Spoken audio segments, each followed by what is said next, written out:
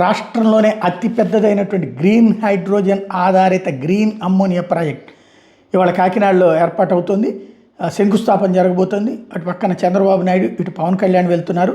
గ్రీన్కో గ్రూపుకు చెందినటువంటి AM green సంస్థ ఏర్పాటు చేసే ఈ ప్రాజెక్టు ద్వారా జర్మనీ, జపాన్, సింగపూర్కి గ్రీన్ అమ్మోనియా ఎగుమతి అవుతుంది. ప్రాజెక్ట్ నిర్మాణానికి సుమారు 18,000 కోట్లు అంటే $2 బిలియన్ పెట్టుబడిని సంస్థ పెట్టబోతోంది. CM Chandrababu, deputy CM Pavan Kalyan ఈ పనులకు శంకుస్థాపన చేయబోతున్నారు. నేను $10 బిలియన్ అన్నారు, వాస్తవంగా $2 బిలియన్.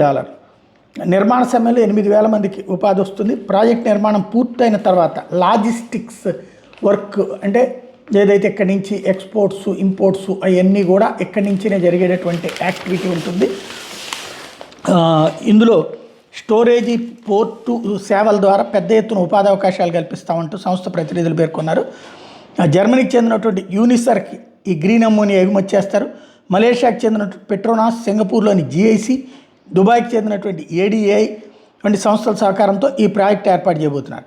కాకినాడలో ఏర్పాటు చేసేటటువంటి ఈ గ్రీన్ అమ్మోనియా కాంప్లెక్స్ ద్వారా ఏటా 1.5 బిలియన్ టన్నుల గ్రీన్ అమ్మోనియా 1950 మెగావాట్ల ఎలక్ట్రోలైజర్ని సంస్థ ఉత్పత్తి చేయబోతోంది. ఇది దేశంలోనే అతిపెద్ద గ్రీన్ అమ్మోనియా కాంప్లెక్స్ అవుతుంది.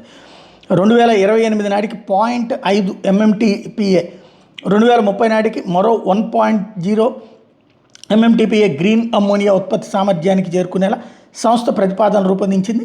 495 ఎకరాల్లో ప్లాంట్ని సంస్థ ఏర్పాటు చేయబోతోంది.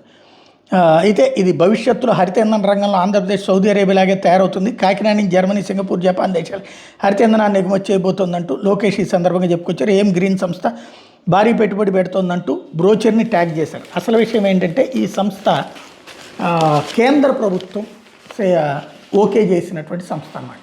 అందుకని వీళ్ళకి తెలియలే. నిన్న తెలిసింది ఇవాళ. లేకపోతే కనుక రాబోయే పెట్టుబడుల గురించి ఒక 2-3 నెలల ముందు నుంచి సీరియల్గా వార్తలు రాసుకొచ్చి రోజు ప్రచారం చేసుకునేటటువంటి చంద్రబాబు గారు, లోకేష్ గారు చేయలేదు అంటే చిట్ట చివరిలో మాత్రమే చేశారంటే అర్థం అదే. అయితే ఇక్కడ అసలు విషయం ఇక్కడ కనబడుతుంది అనమాట.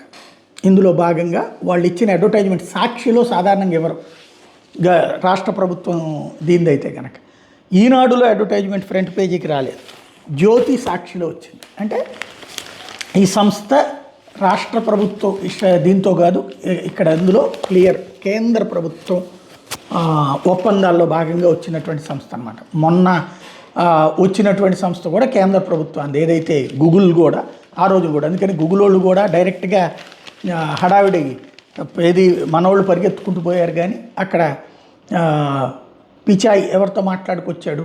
మోడీతో మాట్లాడుకొచ్చాడు. కాబట్టి ఇది కేంద్ర ప్రభుత్వం ఆంధ్రాని సీరియస్గా తీసుకుంది, ఆంధ్రాలో పెట్టుబడుల్ని బాగా ప్రోత్సహిస్తోంది అనడానికి సాక్ష్యం కూటమిలో ఉండటం వల్ల ఆంధ్రప్రదేశ్కి దక్కినటువంటి అతిపెద్ద 2 పెట్టుబడి వరాలు. అది గూగుల్ది, ఇప్పుడు ఇది. ఈ 2 కూడా కేంద్ర ప్రభుత్వ చొరవతో ఆంధ్రాకు వచ్చినటువంటి లక్షల కోట్ల పెట్టుబడులు.